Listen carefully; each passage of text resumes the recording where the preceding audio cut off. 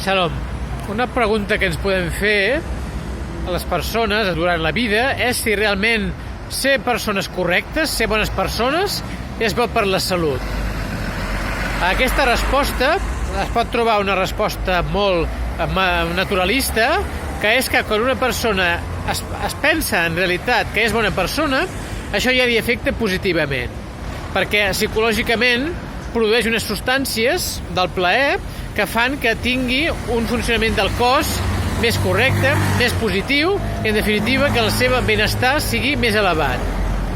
Ara bé, això treu de l'equació el Creador, i el Creador ens assegura a la Torà i els textos sagrats en general que quan nosaltres som bones persones, ell, en resposta, ens donarà benedicció. Benedicció en sentit no només de salut, sinó també de bones respostes en l'entorn que ens trobem.